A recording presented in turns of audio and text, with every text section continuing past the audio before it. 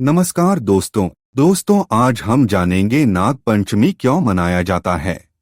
और हमारे हिंदू धर्म में नाग पंचमी त्योहार का बहुत ही महत्व है। तो आइए जानते हैं एक कहानी के माध्यम से नाग पंचमी क्यों मनाया जाता है। दोस्तों, प्राचीन काल में एक सेठ जी के 7 पुत्र थे। सातों के विवाह हो चुके थे। सबसे छोटे पुत्र की पत्नी श्रेष्ठ चरित्र की विदुषी और सुशील थी, परंतु उसके भाई नहीं था। एक दिन बड़ी बहू ने घर लीपने को पीली मिट्टी लाने के लिए सभी बहुओं को साथ चलने को कहा तो सभी धलिया और खुरपी लेकर मिट्टी खोदने लगी। तभी वहां एक सर्प निकला, जिसे बड़ी बहू खुरपी से मारने लगी। यह देखकर छोटी बहू ने उसे रोकते हुए कहा, मत मारो इसे, यह बेचारा निरपराध है। यह सुनकर बड़ी बहू ने उसे नहीं मारा। तब सर्प एक ओर जा बैठा। तब छोटी बहू ने उससे कहा, हम अभी लौट कर आती हैं, तुम यहाँ से जाना मत। यह कहकर वह सबके साथ मिट्टी लेकर घर चली गई और वहां कामकाज में फंसकर सर्प से जो वादा किया था उसे भूल गई। उसे दूसरे दिन वह बात याद आई तो सबको साथ लेकर वहां पहुंची और सर्प को उस स्थान पर बैठा देखकर बोली, सर्प भैया नमस्कार। सर्प ने कहा, तू भैया कह चुकी है, इसलिए तुझे छोड़ देता हूं, नहीं तो झूठी बात कहने के कारण तुझे अभी डस लेता। वह बोली, भैया मुझसे भूल हो गई, उसकी क्षमा मांगती हूं। तब सर्प बोला, अच्छा, तू आज से मेरी बहन हुई और मैं तेरा भाई हुआ। तुझे जो मांगना हो मांग ले। वह बोली, भैया मेरा कोई नहीं है, अच्छा हुआ जो तू मेरा भाई बन गया। कुछ दिन व्यतीत होने पर वह सर्प मनुष्य का रूप रखकर उसके घर आया और बोला कि मेरी बहन को भेज दो। सबने कहा कि इसके तो कोई भाई नहीं था। तो वह बोला, मैं दूर के रिश्ते में इसका भाई हूँ, बचपन में ही बाहर चला गया था।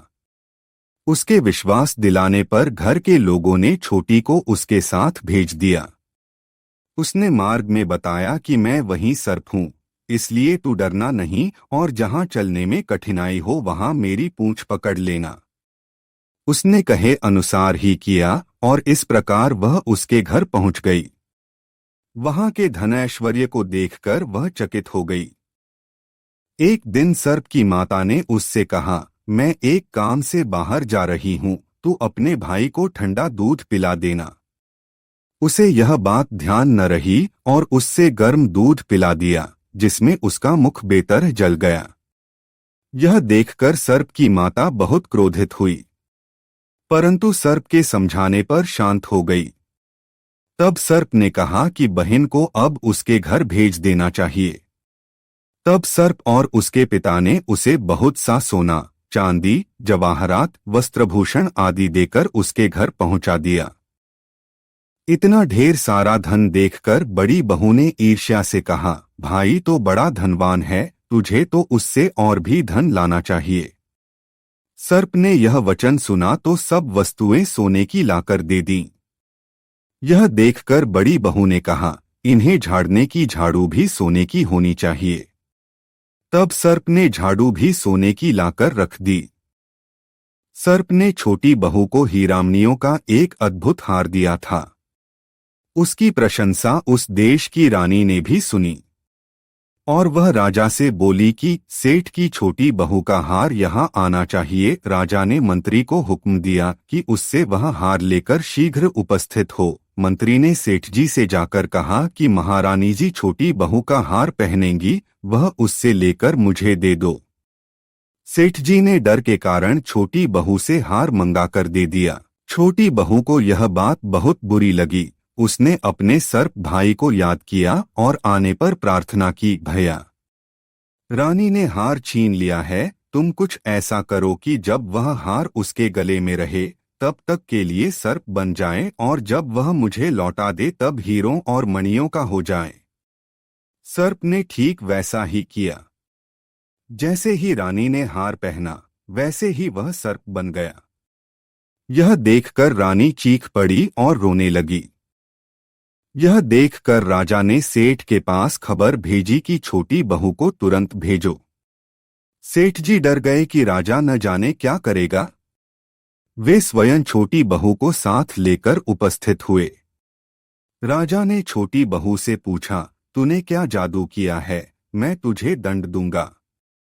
छोटी बहू बोली, राजन, धृष्टता क्षमा कीजिए, यह हार ही ऐसा है कि मेरे गले में हीरों और मणियों का रहता है और दूसरे के गले में सर्प बन जाता है।